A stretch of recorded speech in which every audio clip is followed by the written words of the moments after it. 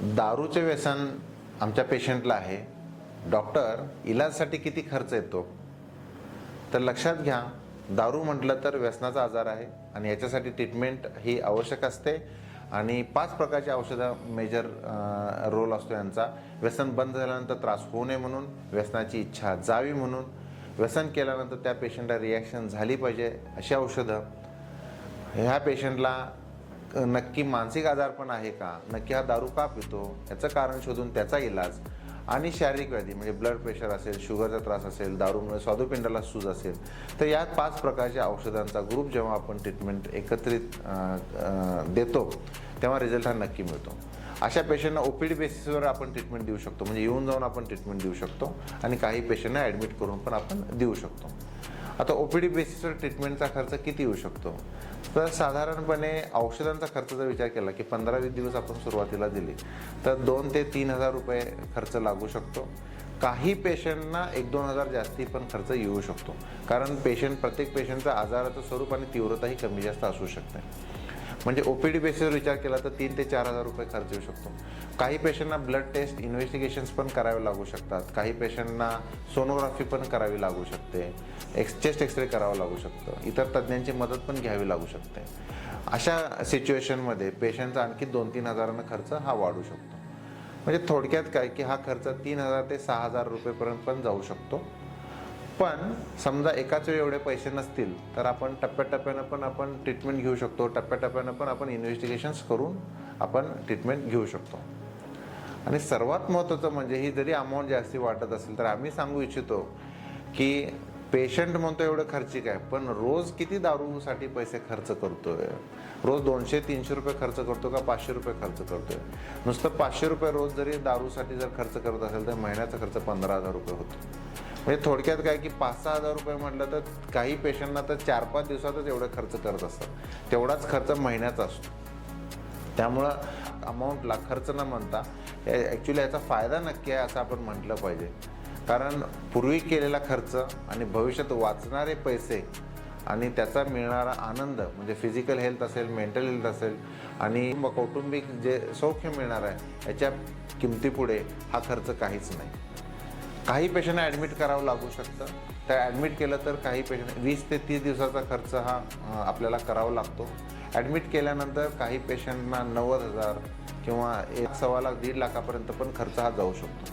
हा खर्च ओव्हरऑल जर विचार केला तर औषधाचा खर्च आहे, काउन्सिलिंग आहे, म्हणजे पेशंटला राहण्या हॉस्पिटलचा खर्च आहे, डॉक्टर्स येतात त्यांचा खर्च आहे, म्हणजे ओव्हरऑल जे आपण ट्रीटमेंटमध्ये 20 ते 30 दिवसाचा जो आपण सर्व्हिस देतो पेशंटला याचा खर्च साहजिकच आजच्या काळामध्ये 1 लाख, 1.25 लाख, 1.5 लाखपर्यंत येऊ शकतो. याच्यात पुन्हा असं म्हणणं आहे की हा खर्च पण जास्ती असं म्हणतात. मान्य हा खर्च पण जास्ती वाटतो. पुन्हा माझा मुद्दा तोच राहील की आतापर्यंत किती अमाऊंट त्यांनी खर्च केलेला आहे, अर्धा वर्षापासून रोज दारू पिऊन किती वर्ष खर्च केलेला आहे, किती त्यानं नुकसान केलेलं आहे. 1-2दा ॲक्सिडेंट झाला असेल तर त्याचे ॲक्सिडेंट झाल्यानंतर ॲडमिट केल्यानंतर समजा 2-3 लाख रुपये खर्च झालेले असतील, फ्रॅक्चर झालेलं असतं, डोक्याला मार लागलेला असतो, घरातल्या वस्तू विकलेल्या असतात, कामाला जात नाही, इरेग्युलर आहेत, नोकरीच्या समस्या आहेत, किंवा भविष्यामध्ये समजा त्यानं जर व्यवस्थित जर काम चालू केलं तर येणारं इन्कम, घरामध्ये होत असलेले वाद, हे सगळ्याचा विचार केला तर मानसिक स्वास्थ्य, शारीरिक स्वास्थ्य, कौटुंबिक स्वास्थ्य बेनिफिट होईल. पैशाच्या स्वरूपात पण पूर्वी केलेलं नुकसान, आत्ता होत असलेलं नुकसान, भविष्यामध्ये होणारं जे नुकसान आहे ते वाचणार आहे. ह्याचं जर अमाऊंट जर कॅल्क्युलेशन केली तर ही 1 लाख, 1.25 लाख, 1.5 लाख ही बाब काहीच नाही. हो, काही जण म्हणतात की काही व्यसनमुक्ती केंद्रामध्ये 10,000 रुपयाला ट्रीटमेंट होते, 15,000 रुपयाला ट्रीटमेंट होते, 20,000ला पण होते. तर याच्यामध्ये फरक हाच आहे की ते संस्थेनं किंवा NGOनं चालवलेल्या काही सेंटर्स असतात तिथं हा खर्च असू शकतो. तिथं सायकॅट्रिस्ट असतीलच असं नाही, तिथं ड्रग थेरपीचा बेस असेलच असं नाही, काउन्सिलिंगनं फक्त समजावून सांगून प्रयत्न करतात सोडवण्याचा. तर अशा ठिकाणी हा एवढा अमाऊंट ही असू शकते. पण कंपॅरिझन हे हॉस्पिटल बेस्ड ट्रीटमेंट आणि एक व्यसनमुक्ती केंद्र म्हणून जी ट्रीटमेंट याच्यामध्ये फरक नक्कीच आहे. त्यामुळं काही पेशंट काही ठिकाणी नुसतं ठेवायचं पण पेशंटला ठेवतात, 5,000 रुपये खर्च येतो घेतात, असं पण असतं. तर आमचा हेतू हाच आहे की हॉस्पिटल बेस्ड ट्रीटमेंट लागेल. 5 प्रकारची औषधं जिथं मिळतात, जिथं सायकॅट्रिस्ट अवेलेबल आहेत, रेग्युलर डेली सायकॅट्रिस्ट व्हिजिट करतात, अशा हॉस्पिटलमध्ये तुम्हाला प्रत्यक्ष आत जाऊन कशी ट्रीटमेंट चालू आहे तिथं तुम्ही भेटू शकता, बघू शकता. नातेवाईकांना ते त्या हॉस्पिटलला आत सोडलं पाहिजे, बघितलं पाहिजे, त्या पेशंटना कशा पद्धतीने सर्व्हिस मिळते हे आपण बघितलं पाहिजे. तर ह्या जर गोष्टी सर्व जर असतील तर अशा ठिकाणी ट्रीटमेंट हे सक्सेसफुल राहू शकतं. थोडक्यात ट्रीटमेंट जे आहे OPD बेसिसवर 3 ते 5,000 6,000 खर्च येऊ शकतो. ॲडमिट केल्यानंतर 90,000 लाख, 1,25,000 1,50,000 पण येऊ शकतो. आणखी काही मुद्दे मला इथं करण्याची इच्छा आहे. हा खर्च एवढा नक्की का होतो? तर मी मगाशी म्हटलं हॉस्पिटल बेस्ड ट्रीटमेंट आहे, म्हणजे इथे ट्रेन स्टाफ असतो. सायकॅट्रिस्ट 3-4 जणांची आमच्या हॉस्पिटलमध्ये व्हिजिट असते, पेशंटला असेस केलं जातं. काउन्सिलर आहेत, सायकॉलॉजिस्ट 7-8 जणांचा ग्रुप आहे, ट्रेन सायकॉलॉजिस्ट आहेत, RCR रजिस्टर्ड सायकॉलॉजिस्ट असतात. नर्सिंग स्टाफमध्ये पण ANM, GNM, BSc nursing staff हा आम्हाला घ्यावा लागतो.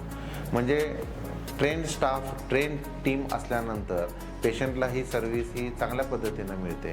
याशिवाय अलाइड थेरपी म्हणजे म्युझिक थेरपी असेल, डान्स थेरपी म्हणजे डान्स टीचर सेपरेट आहेत, म्युझिक टीचर आहेत, पंचकर्माची ट्रीटमेंट आम्ही ॲड केलं आहे, नॅचरोपॅथीचे डॉक्टर आहेत, नॅचरोपॅथीचे थेरपी रिलेटेड काही आवश्यक असेल तर त्याची थेरपी आम्ही देत असतो. शिरोधारा आहे, मसाज आहे, तर या थेरपी आम्ही अलाइड या पेशंटमध्ये आम्ही देत असतो. नवीन लेटेस्ट ट्रीटमेंट RTMS म्हणजे रिपिटेटिव्ह ट्रान्सक्रॅनियल मॅग्नेटिक स्टिम्युलेशन हे एक नवीन लेटेस्ट ट्रीटमेंट आहे. या ट्रीटमेंटचा आम्ही वापर करून पेशंटमध्ये काही पेशंटमध्ये ॲडिक्शनसाठी याचा वापर आम्ही करत आहोत. म्हणजे थोडक्यात फक्त औषधोपचार सोडून counselling, REBT, stress management technique, cognitive behaviour therapy, वेगवेगळ्या थेरपीज, रिलेटिव्हची मीटिंग, पेशंटचे सेपरेट काउन्सिलिंग, रिलेटिव्ह काउन्सिलिंग आणि योगा, प्राणायाम, मेडिटेशन या सर्वांचं कॉम्बिनेशन आम्ही देऊन इथं आम्ही ट्रीटमेंट देत असतो. त्यामुळेच हा एवढा खर्च हा अपेक्षित आहे आणि एवढा नॅचरल येतो.